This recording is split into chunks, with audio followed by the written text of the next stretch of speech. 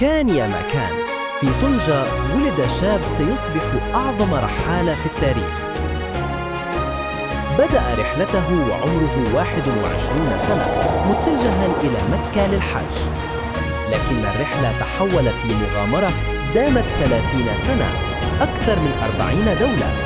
عمل قاضياً في الهند وتزوج في جزر المالديف، وصل إلى الصين وعبر الصحراء حتى بلاد مالي وتمبكتو.